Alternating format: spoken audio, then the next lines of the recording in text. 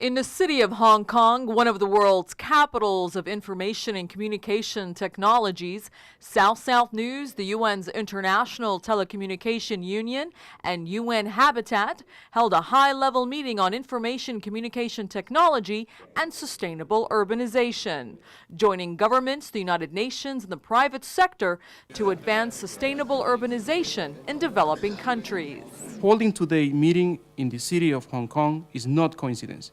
Being both a global technology hub and an extremely dense urban environment, this city serves as a case study for open database on how ICT and sustainable urbanization might merge and be mutually reinforcing in the future. Indeed, in the hyper-connected world of the 21st century, the future we want will lack credibility if it does not reflect the fact that ICTs are all around us and that a more sustainable future is already being created through the proliferation of ICTs.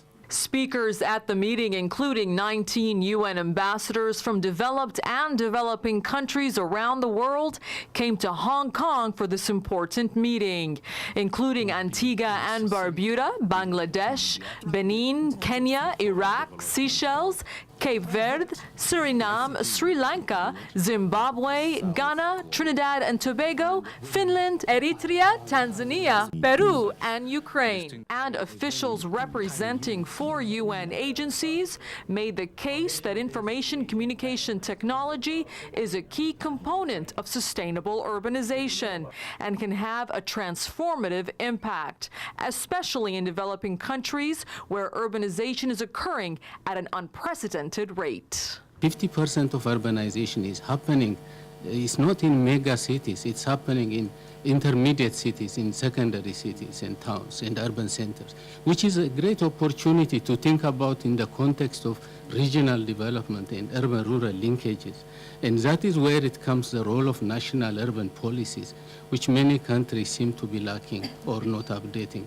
1 city dweller in 3 live in slum conditions. And this urban population is expected, as we know, to grow to 1.4 billion people by 2020. Yiping Zhu, director of UNDP's Special Unit for South-South Cooperation, pointed out that solutions to the problems of development can be addressed through cooperation and shared efforts by the countries of the Global South. The world today, especially the Global South today, which consists of more than 2/3 of the UN's membership, have the capacity and the willingness to help each other grow faster, safer, healthier, and more prosperous together. In order to transfer a roadmap into a tangible system and a process that serves the nation, a clear objective and a mission must be outlined according to the needs and the requirements of the country, with a realistic time frame, an accessible budget from the existing resources of a nation, enveloped with a solid leadership orientation through governmental support. Using ICT on making the substantive part of the work, my thoughts now are how can we, the servicing departments, help you member states reach concrete results along intergovernmental negotiations. This high-level meeting also focused on the importance of the private sector in supporting sustainability efforts. John Tintori, the chair of the Graduate Film Division at the Kanbar Institute of Film and TV at NYU, described a new initiative that would highlight films shedding light on development topics. The UN Millennial Development Goals, denied a share of the media market, fade from our collective consciousness. I believe that the mainstream film industry can and should be used to communicate the UN MDGs to a broad global market. Designed to boost economic growth and job creation, participants noted the relevance of the Global Business Incubator in providing small businesses and entrepreneurs with access to appropriate resources, including technology, skills, and training, as well as access to international markets to help catalyze development. Entrepreneurship has become a way of life for everyone and every entity, not just small companies and young people coming out of universities.